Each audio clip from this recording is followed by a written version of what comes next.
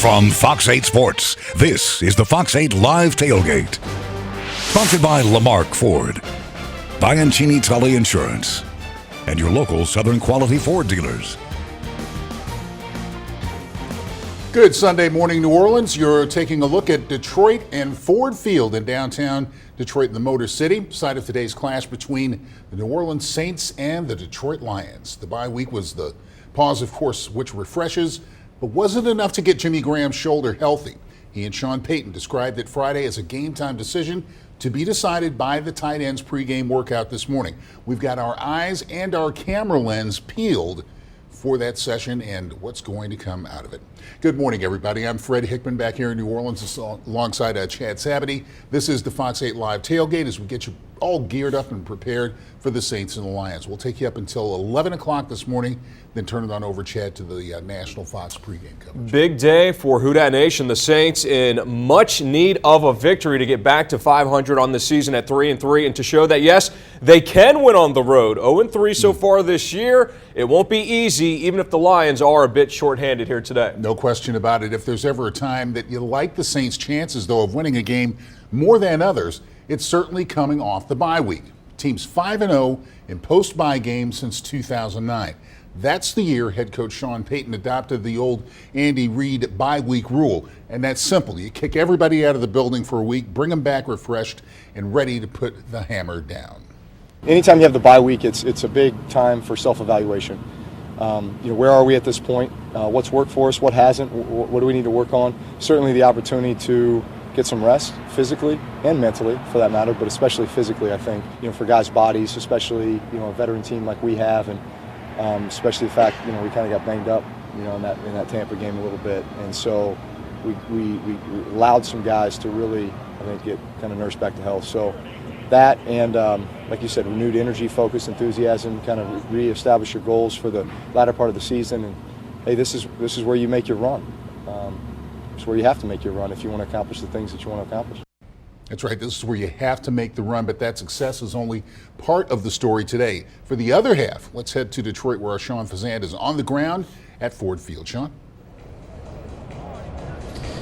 Well, good morning, guys. Welcome to Ford Field here in Detroit, a beautiful stadium, beautiful site here in Detroit. But as for the Saints, look, ready or not, the rest of the 2014 season is upon them, and plenty at stake here today, including obviously the chance to get to 500 for the first time all year at 3-3. And there are plenty of reasons to like and dislike the reasons to get there.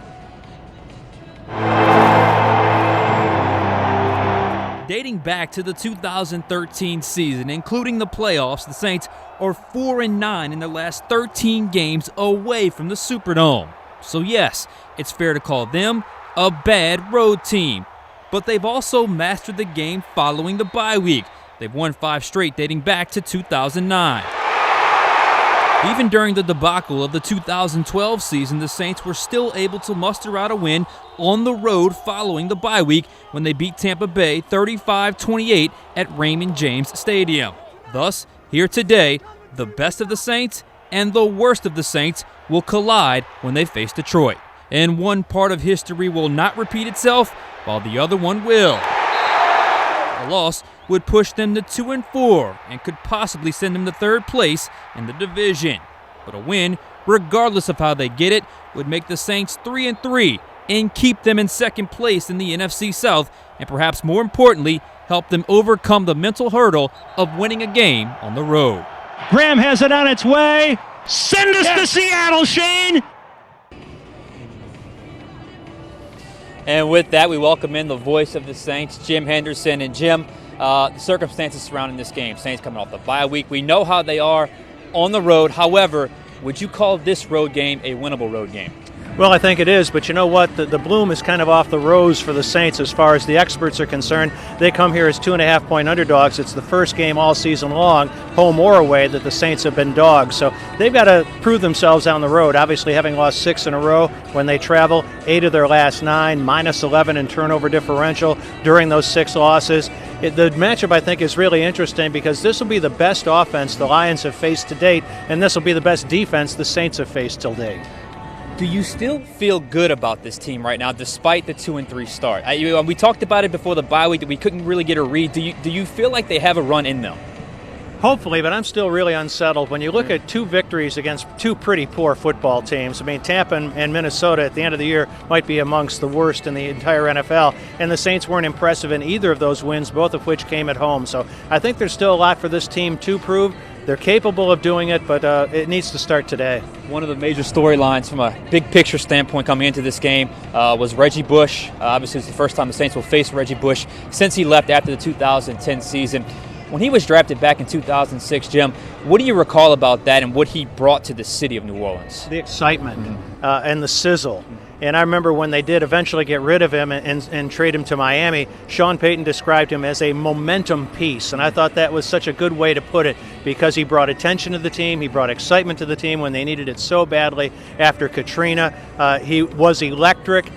Overall, probably disappointing, but the expectations for him were so great, he probably never could have justified those expectations in New Orleans. And it was really interesting that by the end of his tenure here, here's a guy that was the number 2 pick in the draft. They traded him to Miami for Joseph Amaya, who was an undrafted free agent out of Nevada, a safety who was with the team for 1 year, playing primarily special teams. And they traded for a 6th-round draft choice as a part of that deal that they turned into Andrew Tiller, who was a guard from Syracuse, who never played for them. So that's how far he had fallen in the Saints' viewpoint during the course of his career in New Orleans. Is it fair to say, though, he brought the city, the region, some hope? Because it was a weird time in the city's history. Definitely so. Definitely so. And, he was electric with the ball in his hands. I think Saints fans got a little disappointed in him running to the sideline as often as he did. He never looked like he wanted to run between the tackles. He's since disproven that here. He ran for over 1,000 yards here last year, and he does run between the tackles again. But it was always like he'd settle, he'd have a 3-yard gain, he'd try to hit the home run and turn it into a 2-yard loss. And I think the Saints were a little unhappy with his ability or inability to play hurt. So I think all those things kind of contributed to the fact of them trading him to the Dolphins. And I also think they knew they were going to get Darren Sproles in free agency because it was soon after they let him go to Miami that they signed Darren Sproles. And Darren Sproles really became the Reggie Bush of the Saints offense, and with perhaps a bit more consistency than Reggie showed. Speaking of run game, the one thing the Saints have done really well, really consistent all year, has been the ground game. It would seem to me, Jim, that would serve them well, especially in an environment like this today. Well, I think so, too. You don't want to get behind the chains against these guys with the front 4 that they have that includes 3 number 1s. DeAndre Levy's an excellent linebacker, and he's usually running free because of the strength of that front 4. This is a difficult defense. They haven't given up over 17 points to anybody all season long. The Saints have really not been quite as balanced in the last 2 games as I think they'd like to be. I think they've run it for around 40 and thrown it over 100 times. So balance is going to be a big key against these guys here today. All right, your favorite part of the interview. Jim, are the Saints 3-3 after today? You know, somebody, and I can't remember who it was, said, I'm not picking the Saints on the road again until they win. Do you remember who that was? I think I do remember who that guy was. That's this guy. Yeah, I think it was. And you know how much I admire you and your knowledge, so I'm going to go like you. I'm not picking the Saints on the road again until they win one. All right, you know what? I can't disagree with you there. Jim Henderson, voice of the Saints, with some reason to the Saints-Lions broadcast today. So back to you guys in New Orleans. All right, Fox 8 Live Tailgate brought to you by Sean Fazan Fencing Company.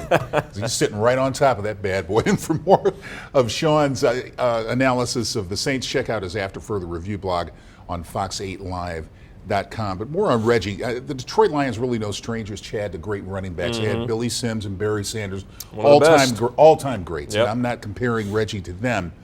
But in his own right, I think Reggie Bush should at least be part of that conversation if he's able to keep up the success for this year.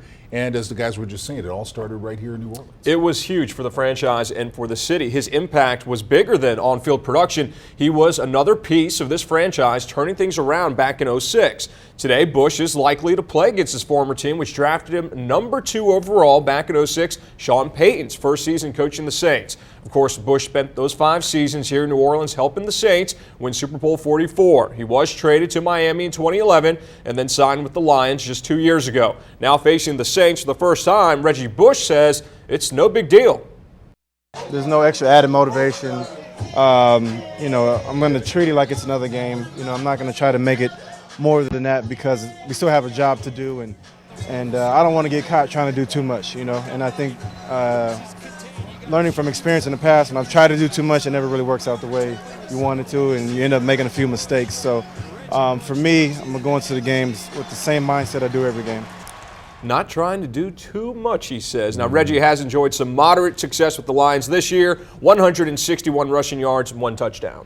Yeah, and he's been playing on that banged-up ankle, too. There's no question about that. But Bush and the Lions, if they can get it right for once, they're one of only 4 teams in NFL history not to appear in the Super Bowl. They will erect a statue for him. Listen, when I was working there, Joe Ferguson was the big deal in town, okay? Some lean years. Oh.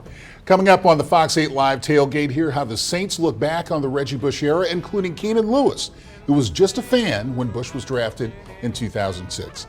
Plus, we continue to monitor Jimmy Graham's injury status. Will his shoulder keep him out of action?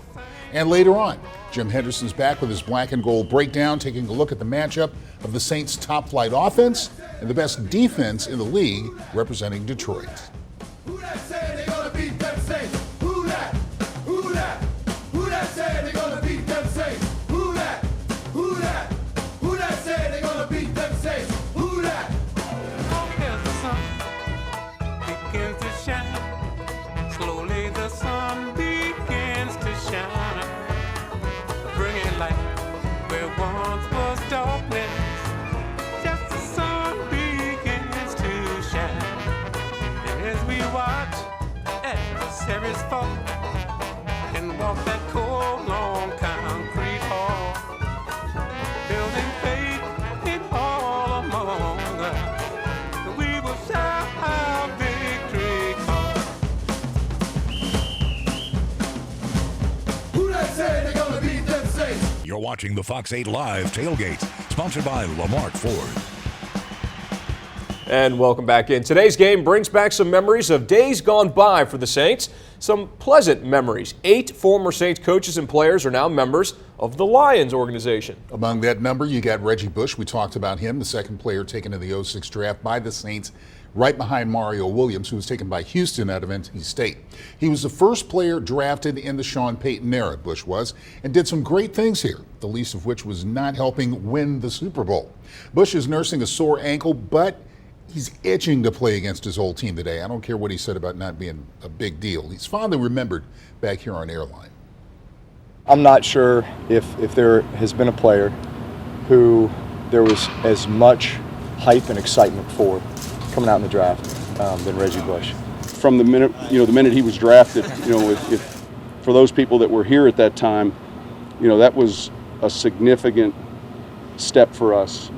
Very shortly thereafter, we sold out for the first time. I was definitely happy. I was in my dorm room, jumping from bed to bed, excited. Wow, that young, huh? All right, well, Jimmy Caldwell's the head coach in Detroit now, offensive mind, a terrific one there. If he and Joe Lombardi can get Reggie to the right place to succeed, and if he stays healthy, gets healthy and stays healthy, this could be another very special year for Reggie. Reggie was always dynamic in space. And I can remember that 2009 playoff run when the Saints went on to win the Super Bowl. Reggie Bush stepping up his game that postseason, really helping the Saints in a win over Kurt Warner, the Arizona Cardinals here at the Dome. Some electric playmaking for sure. Time now to check in with Who Dat Nation, Jessica Shaw, standing by with more. Good morning, Jessica.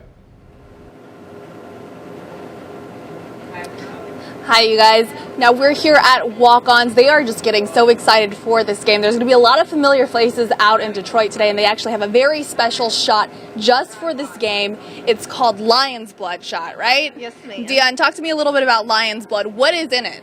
It's peach schnapps, sour apple schnapps, and cranberry. We called it the Lion's Blood because we're going to beat the Lions today.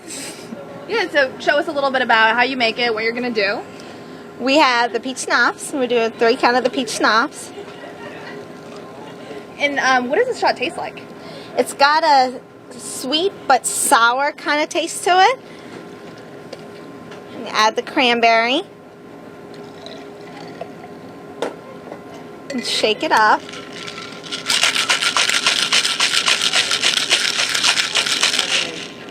And Deanna was nice enough to make a shot for us earlier. We had a little taste, and it actually tastes like a Jolly Rancher, right? Like, yes, ma'am.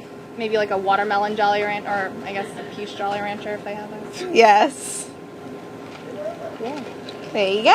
All right. If you guys made the shot before, this is the first time. It's the first time making it. We made it especially for today. What do you think this is gonna bring to the Saints game tonight?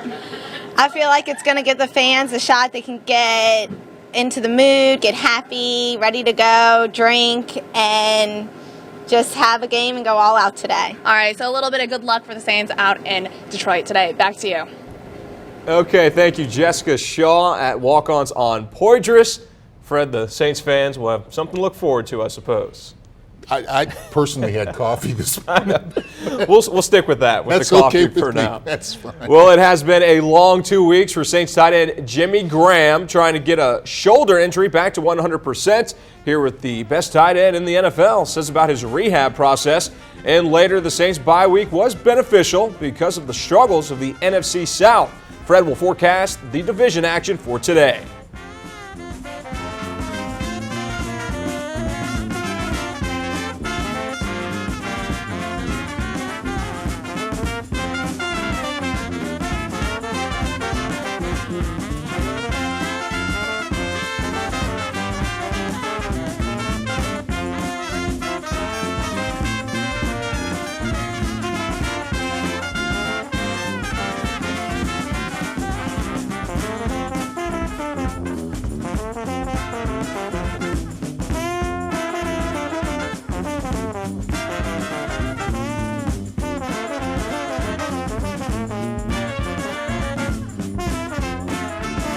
You're watching the Fox 8 Live Tailgate, sponsored by Lamarck Ford. And welcome back in. We do have some good news up in Detroit this morning. Saints tight end Jimmy Graham is active, so he will be suiting up number 80. You can see him there live getting warmed up for today's Saints-Lions matchup. Coming back from that shoulder injury, number 80 will play Jimmy Graham, so a big lift for the Saints offense. And some double good news, running back Mark Ingram also reportedly in action today, so number 80 is warming up, and apparently he looks good enough. Sean Payton gave him the nod. Jimmy Graham will play.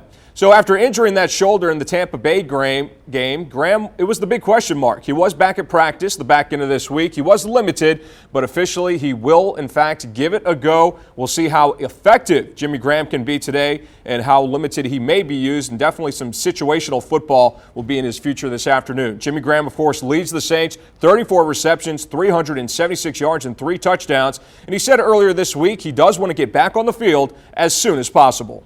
Right now, it's been an okay week, and I think Sean might try to see how I'm doing on Sunday, and maybe work me out for the game to see where I'm at.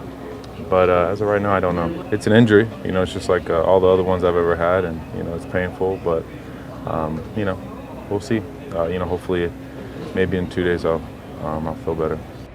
Now the Saints can be coy with injuries, of course, so Jimmy Graham, he is active. He was officially listed as questionable, as was Patrick Robinson. Ramon Humbert, Kyle Knox, both out today. Keenan Lewis, Eric Lorig, Pierre Thomas, probable. Lorig may make his 2014 Saints debut. Mark Ingram should also be good to go. We'll have the Saints' final inactives at the end of this broadcast. Much more Fox 8 Live Tailgate coming your way. The Atlanta Falcons already at 2-4. Could there be a nail in their coffin by the end of this afternoon? We'll have a look around the NFC South. And later, there are plenty of questions about Rob Ryan's defense this year. See how Rob Ryan is game planning for an offense that's pretty similar to the Saints in several ways. Scream and shout, let me hear you sing and go, Saints go. Are you a hootie? Sing it loud and clear, I'm a hootie. We love to cheer for the Saints. So here we go. You're watching the Fox 8 Live Tailgate, sponsored by Lamarck Ford. Here's a look at how the Saints stand in the NFC South right now. 2-3 is not good, but it's keeping them in the division hunt. That's the important thing. Carolina with the last week with a tie on the road for the Green Bay Packers today. Noon kick here against the Pack, who will be in here in New Orleans next week. Atlanta's at Baltimore today, another noon kick. The Tampa Bay Buccaneers are on their bye week, fortunately for them. As for the Panthers, game planning for Aaron Rodgers. Well, one thing to remember, more is not better. He's only thrown for 237 yards per game, but his passer rating of 111.4 is second highest in the NFL behind San Diego's Phillip Rivers.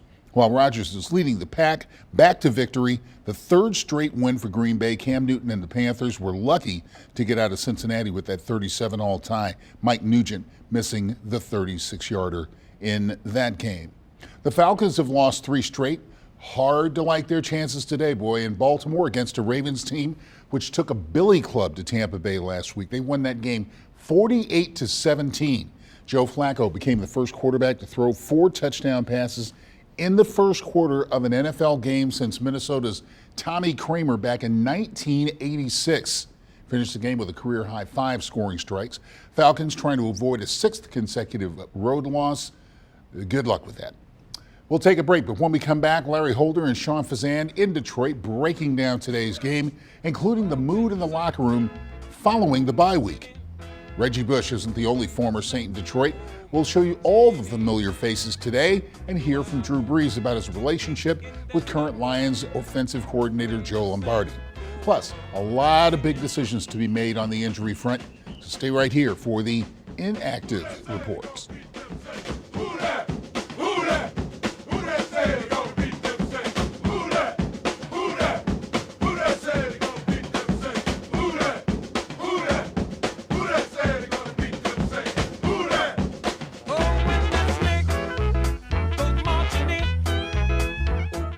You're watching the Fox 8 Live Tailgate, sponsored by Lamarck Ford.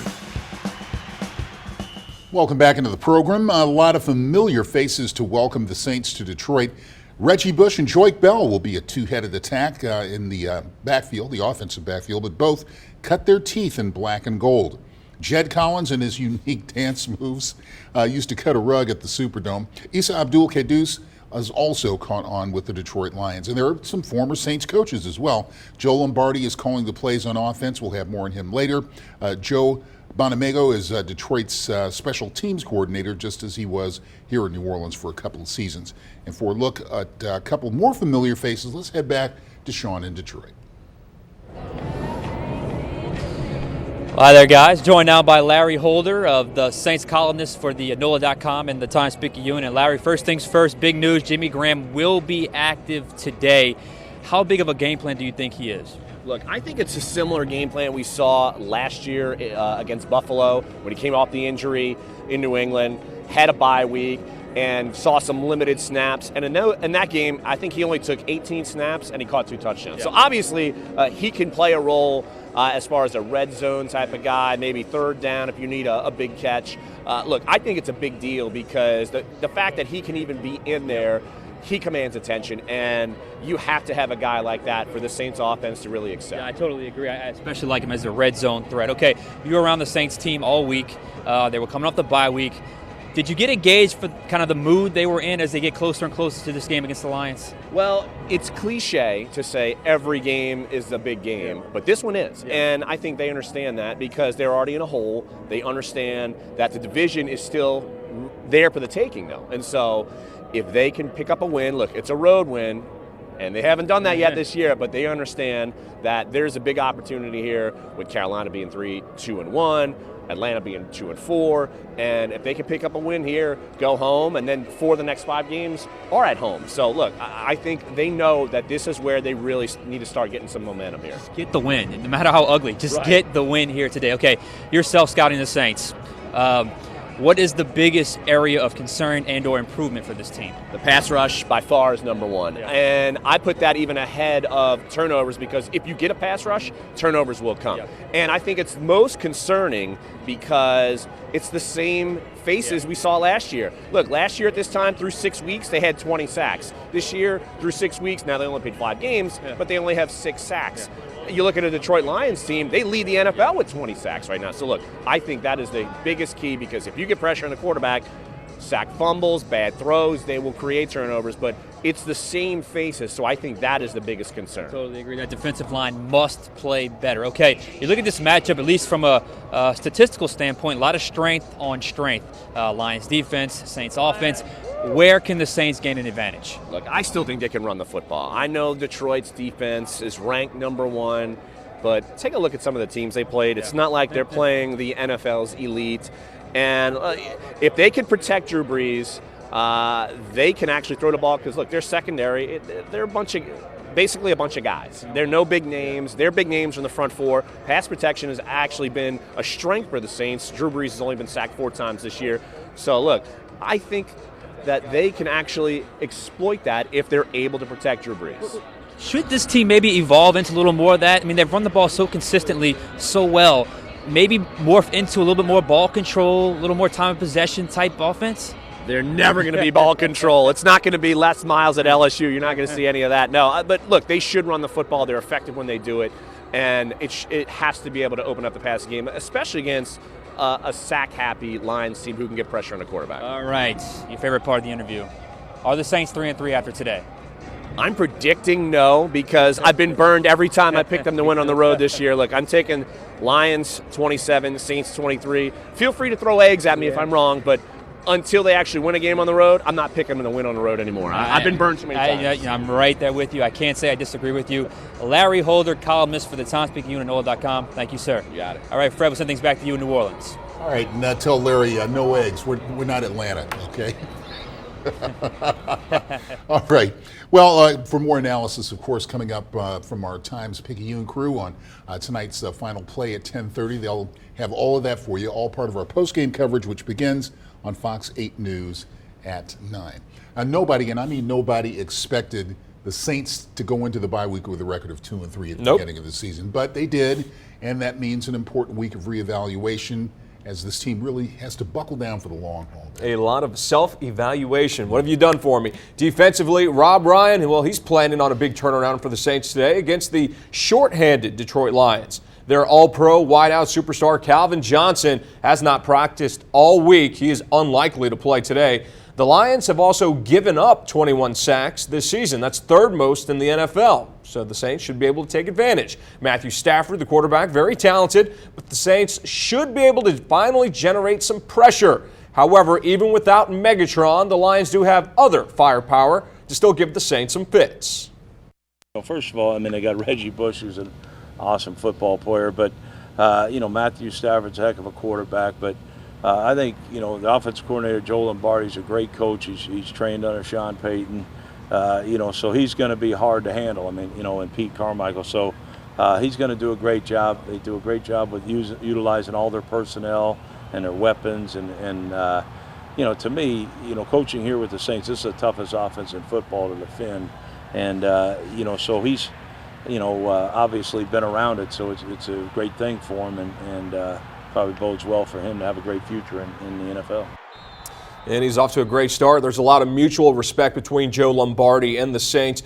Drew Brees even said Lombardi was a mentor for him back here in New Orleans. Yeah, why not? It's absolutely right. And he's coached Lombardi pretty much every position in the game on both sides of the ball. So I think his biggest challenge in Detroit is trying to help the aforementioned Matt Stafford find some stability in his game. That's going to be a big deal.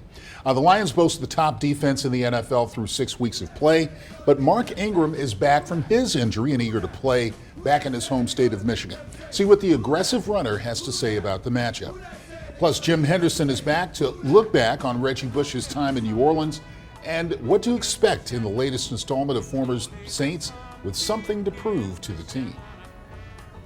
Bringing light where once was darkness, just the sun begins to shine.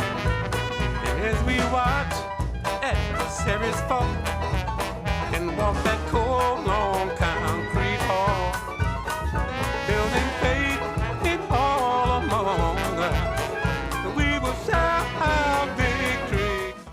You're watching the Fox 8 Live Tailgate, sponsored by Lamarck Ford. Oh, we've talked a lot about the Saints' need to create turnovers today. Well, I hate to do this to you folks, but let's take a look at the league leaders in interceptions. Former Saints Malcolm Jenkins, the safety, co-leads the league with 3 picks. His former secondary mate Roman Harper has 3 picks with the Panthers. Oh, by the way. But be careful with the numbers, all right? Because the Legion of Boom only has 2 picks as a team, the defending Super Bowl champions. Patrick Robinson has the Saints' only interception of the year. The Jaguars and Jets, the only other teams in the league with just 1. Well, on the other sideline, the Detroit Lions, they've done a great job this season at forcing takeaways and getting to the opposing quarterback, meaning the Saints offense and quarterback Drew Brees really have to play a clean and efficient game to get the job done here today. Lacey in trouble. Down he goes. It's a safety. They lead the NFL in yards and points allowed per game. The Lions defense has been stifling. Sue Fairley and those guys on the front line, they disrupt a lot of plays and give a lot of teams headaches. Detroit has tallied 9 takeaways, including 7 interceptions, and a league-best 20 sacks, 8 coming last week against Minnesota. Their front is outstanding. They get the push inside from the tackles. Both of the ends are very active players. Those guys are beasts, and they're not just the starting front four, but they got some guys come in reserve and are they're a threat as well. So I think they're just playing with a lot of confidence right now too. So it's going to be a formidable test. The Saints will likely be without tight end Jimmy Graham, but the offense should receive a boost as running back Mark Ingram fully expects to play after missing the past 3 games. I know our interior line is real good. I'm confident in what we're able to do. I'm confident in us being able to go out and execute. So I just figure that if we go out there and take care of what we take care of, I figure we could be successful against them. So a lot of confidence. Mark Ingram, he's back, ready to roll. So is Jimmy Graham. We'll see how much the Saints use him. But, Fred, the Saints' offensive line really needs to step up here today. Yeah, they're going to be challenged. 2 of Drew Brees' interceptions against Tampa Bay came under significant pass rush. Nonetheless, certainly unadvisable passes for number 9 that he and new quarterback coach Mike New would tell you should not have been thrown. Anyway, Brees' former quarterbacks coach Joe Lombardi will be calling all the plays on the opposite sideline today. He's the grandson of Vince Lombardi, hired by the Lions head coach Jim Caldwell this offseason after 7 campaigns in New Orleans. His contributions are not lost on quarterback Drew Brees. Joe was awesome. You know, Joe was more than just a coach for me. You know, he was a mentor in a lot of ways. We had a great quarterback room. You know, a great dynamic with Pete Carmichael and Joe. You know, all the quarterbacks that kind of we had come through here, Purnell, Chase Daniel, you know, Luke McCown and Ryan Griffin now. So all of us just seem to get along so well. And we many times in the meeting room where, yeah, we're getting our work done, but, you know, there was time to talk about family and talk about politics and talk about other stuff. And, you know, those are some of my great memories, you know, with Joe, is just kind of sitting around having those types of talks and discussions. And Joe Lombardi has plenty of firepower. While Reggie Bush facing the Saints has been a hot topic, there's another Lions running back who spent some time down here in New Orleans, Joique Bell. Back in 2010 and 2011, Bell was part of the black and gold. Never saw regular season game action, but helped the team to some solid victories. He's the Lions' leading rusher this year with 226 yards and a pair of touchdowns. You know, man, every game is important, but sometimes you just go in your room and you kind of mark the calendar and certain, you know, so I kind of had this marked on my calendar, but, you know, I've been taking it 1 game at a time. Who has the bigger mark, you or Reggie? You know, we actually going to Reggie's house for dinner, so I'll look at his calendar and see if he has it crossed out. Well, Reggie said it's no big deal. It's just another game, right? Yeah. Joique Bell suffered a concussion 2 weeks ago, but he did bounce back nicely last Sunday against Minnesota. He's someone the Saints need to slow down here today. Yeah, and he's certainly playing well for his home, folks. He went to Wayne State right there in the Detroit, Michigan area. It was week 9 last year that another former Saints running back, Chris Ivory, rushed for 139 yards in a Jets victory over the black and gold. And both were, of course, fan favorites during their time here. Let's check in with some members of the Who Dat Nation. Our Jessica Shaw standing by at Walk-Ons down on Porgers. Jess? And you can't have football with food, and Walk-Ons has a couple of things they wanted to show us today. They've got one of their signature dishes here. Now, what is this and what's kind of in it? This is going to be our fried catfish atchafalaya. It is our white rice topped off with our etouffee sauce. It is 2 fillets of our fried catfish and our crawfish tails on top. It's a very, very popular item here at Walk-Ons. Yeah, it smells delicious. What do people usually tell you when they order it? I've never had a bad compliment. I've always had compliments about this dish. Everyone loves it, so it's just a very tasteful dish. And this is actually one of your favorite dishes, right, Ashley? Yes, it's a very tasteful Cajun dish, and I love it. Definitely. Now, talk to me a little bit about this drink. We have another drink for you guys out there. This is our Tatatini. This is our $6 martini. It is every $3 goes to the Susan G Foundation. So we are just supporting the breast cancer. And what's in it? What does it taste like? It is going to be our citron vodka. It is a shot of our Cointreau, a little bit of sour and cranberry. So it's a very sweet little sour martini. Sweet little sour. Talk to me about the food here. What's how does that add to the game when you guys have a crowd in here? It's very delicious food. Everything is awesome. It's a lot of seafood, a lot of other things. It's a big mixture and variety of things. So you got food, you got drinks. What else can you need for a Saints game? We're going to send it back to you, Fred. Oh, we need you to bring some of that food back here. There you is go. what we need. Did look pretty good. Jessica Shaw at Walk-Ons on Porches. Thank you. The Lions offense only scores 19 points a game, led by quarterback Matt Stafford, ranked number 8 in the league, just ahead of Drew Brees in yards passing. 2 fewer touchdown passes with 7. But man, does he ever get sacked. 21 times this season already. He knows he needs to remain both upright and sharp today. Anytime you play a team that can put up a lot of points, and has done it for years, you gotta find a way to do the same. And it's no different than any week. We're trying to go out there and score every time we touch the ball. So we'll continue to do that. And Matt Stafford's career overall in the NFL has been up and down. After the Lions drafted him number 1 overall out of Georgia in 2009, he's been good in spurts and turnover prone in others. 2011 was really a breakout year for Stafford. 41 touchdowns in the regular season. They made the playoffs, eventually lost to the Saints, of course. But the past 2 years, Detroit has only won a combined 11 games. Still, Saints coach Sean Payton knows Stafford has big game potential. Well, he's got exceptional arm strength. He's a guy that is very confident. You can see it. I think he's a good leader. He gets rid of the ball. He's got good size, good pocket awareness. There's plays in each game I've watched where he's flushed, and all of a sudden he's gained 4 yards. So he can run. I don't know that you'd start with saying he's a scrambler, but he has good athleticism and speed. And I think, look with Joe there, you could see the work that they put in the offseason, and you could see a lot of it on film. He's got that escapability, just enough to make a play, move the chains. Stafford will not have Megatron today. Calvin Johnson is inactive. That is huge for the Saints. But Golden Tate, he's pretty capable of making some big plays as well. Yeah, and Golden Tate's a big deal. If Detroit's defense has its way, though, they won't be asking too much from the offense, period, today. Just over an hour from kickoff now. When we come back, who's in, who's out, and what will be the keys to the Saints drawing their record to 500 even at 3-3. All that plus Jim Henderson's analysis when we come back on the Fox 8 Live Tailgate.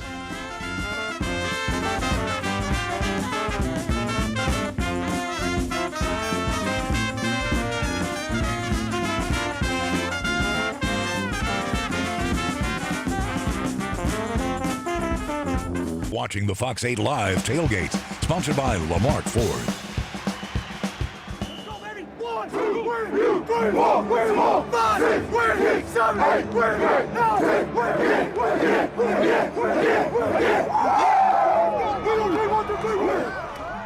All right, strange things can happen in a football season. We all know that, both good and bad. Remember, the New York Giants won the Super Bowl after the 2011 season. They were 9-7 in the regular season. Failed to make the playoffs a year later, 9-7. So hope's not lost on the 2-3 Saints, but they need to get a move on and get a move on now. Today is huge. For the Saints to have a realistic chance at postseason play, Drew Brees says it's time to make a run. That starts this afternoon. Jim Henderson has more in this week's Black and Gold Breakdown. When the Saints played last 2 weeks ago, the rallying cry was to get out of the rut and get back in the groove.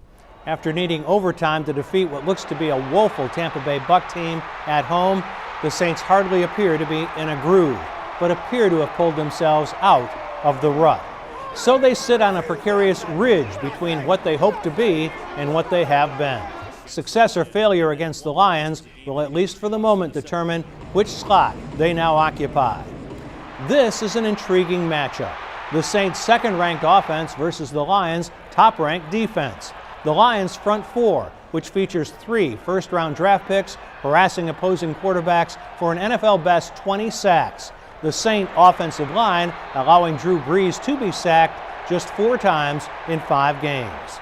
The Saint defensive line, which has only collected 5 sacks, hoping to victimize a Lion offensive line that's permitted quarterback Matthew Stafford to be dropped a league worst 21 times.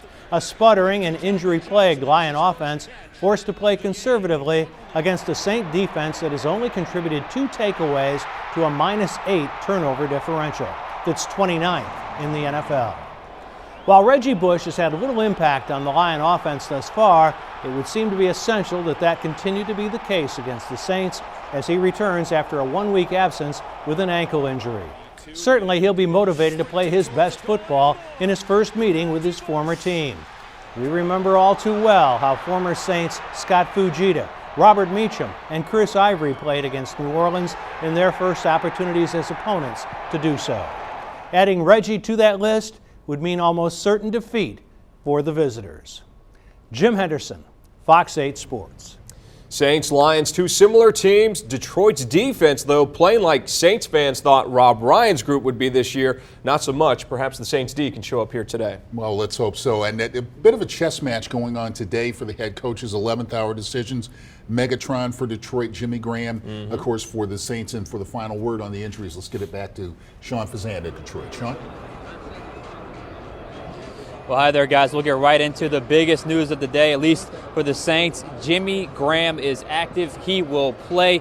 We're not 100% sure his snap count. We'll know that once the game starts, obviously. But the big news, Jimmy Graham will play today. As for the Saints inactives, it goes like this. Wide receiver Joe Morgan, wide receiver Nick Toon, fullback Eric Lorig, defensive lineman Brandon Dederick, linebacker Ramon Humber, linebacker Kyle Knox, and cornerback Patrick Robinson are all inactive for the Saints today. Some notables for the Lions, Calvin Johnson, the big one. He is inactive today, as is tight end Eric Ebron, tight end Joe Fourier, and running back Theo Reddick. All right, time now for my 3 keys to victory. Here's what I'll be keying on today. Number 1, Drew Brees' decision-making.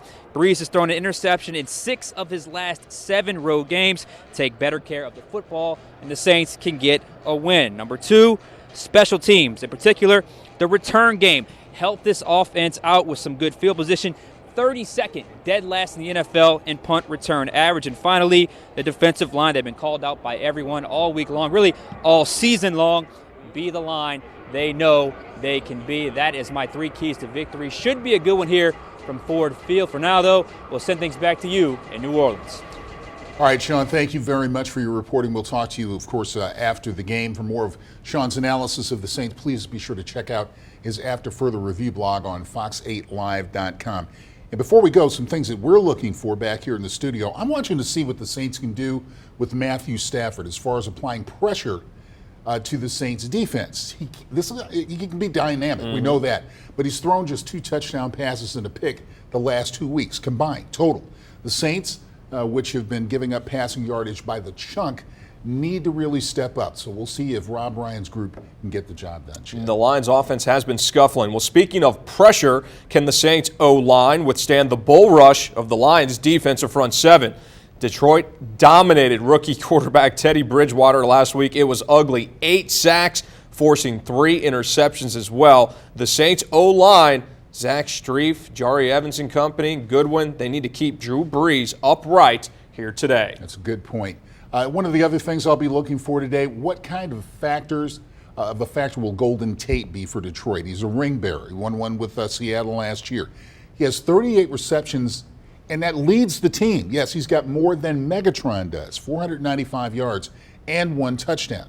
I say as goes Tate, so goes Detroit's offense today. Got to stop Golden Tate. And who will step up for the Saints receivers? Jimmy Graham is active, but how much will he play? So if Jimmy's limited, Marcus Colston and Kenny Stills can become bigger factors. The Saints are finding more creative ways to get dynamic rookie Brandon Cooks the ball, and it's time for a few deep connections to spark this Saints offense. And the bottom line is the Saints simply have to find a way to win a ball game. Got to get it done. No question. They've got to get to 3-3 today. Well, we'll be back, of course, later on tonight with a jam-packed final play coming up at 10:30 following Fox 8 News Live at 10.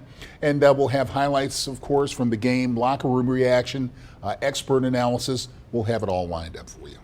Saints getting back to 3-3. Let's be optimistic about it, but a team is 0-3 on the road so far this year.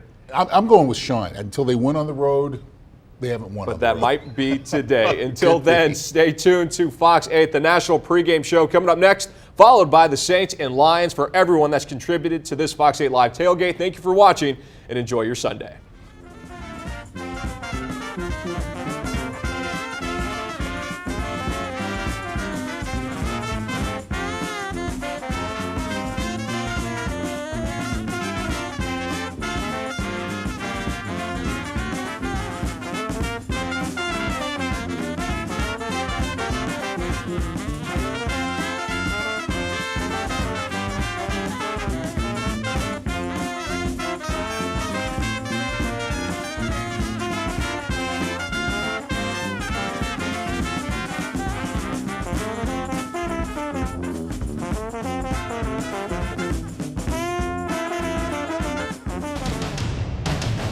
This has been the Fox 8 Live Tailgate. Sponsored by Lamarck Ford, Bianchini Tully Insurance, and your local Southern Quality Ford dealers.